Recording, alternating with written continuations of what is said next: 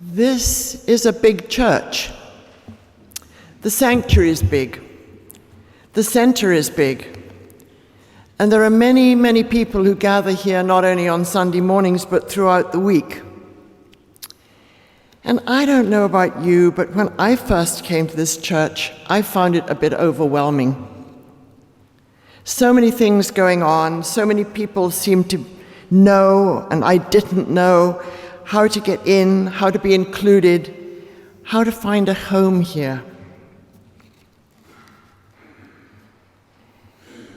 There are many reasons it's good to be part of a large church. We can host the winter shelter program for men who are homeless. A smaller congregation couldn't do that very easily. And we can initiate and support a free after-school program for children in our neighborhood up on top. It would be hard for a small congregation to do this. We have a great religious education program for children, a thriving young adult group. This can happen in a larger church. We have wonderful, wonderful organ music and a great choir. I could go on. There is so much we can do because of our size. It's great.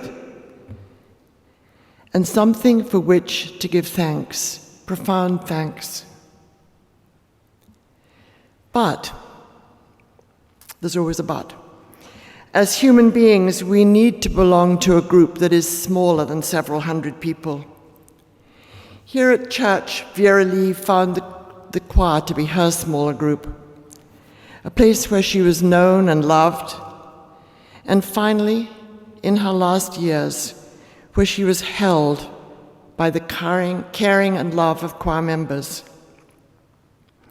And there are other groups in the church which can be small units for people that they feel they belong to. The young adults, the art committee, social justice ministry, Society for Community Work. There are many, many smaller groups which people can belong to. But this morning, I want to focus on small group ministries, which we started some 20 years ago, sensing a need for intentional, smaller groups to support and encourage people in their spiritual questing, and most importantly, where people could connect to each other in a deeper way and connect to themselves in a deeper way. These small group ministries of not more than 10 people each, led by 2 trained facilitators, they meet every 2 weeks from the fall through the spring, and they're intentionally designed to provide a safe, confidential space so the participants can develop a sense of trust. Trust in each other, trust in their own voice, and trust in the space which holds them there together. And this enables a deeper sharing. Each meeting can be for 2 hours, and people are asked to commit to the group after the initial tryout sessions. The structure is carefully thought out to enable a sense of safety as well as openness. And this morning I want to focus on a particular aspect of small group ministries, which is the practice of deep listening. To learn to listen to someone else without judgment, openly, is a skill and an art that I believe can be learned. Being listened to, deeply listened to, is healing. It can be transformative. As Unitarian Universalist minister Jacob Trapp wrote, "It is language that makes us human, and one half of language is to listen. Silence can exist without speech, but speech cannot live without silence. Listen to the speech of others. Listen even more to their silence. To pray is to listen to the revelations of nature, to the meaning of events. To listen to music is to listen also to silence, and to find the stillness deepened and enriched." In small group ministries, we try to find that stillness deepened and enriched within each of us. To try to find that stillness is an act of courage because it's not easy. To try to find that stillness in a noisy world is an act of resistance to the anger, the fear and division we hear and see so much of today. I believe we need to claim for ourselves another realm of compassion and justice, of beauty and courage, of humility and passion. And this realm, I know, is founded in a sense of the stillness at the core. And how does one learn to listen? How does one get to that still, small point? The German theologian Dorothee Sohl wrote this poem meditation on how we might begin. She called it an exercise in concentration. If I am absolutely still, I can hear the surge of the sea from my bed. But it isn't enough to be absolutely still. I also have to draw my thoughts away from the land. It isn't enough to draw one's thoughts away from the land. I also have to attune my breathing to the sea, because I hear less when I breathe in. It isn't enough to attune one's breath to the sea. I also have to ban impatience from my hands and feet. It isn't enough to calm hands and feet. I also have to give up images.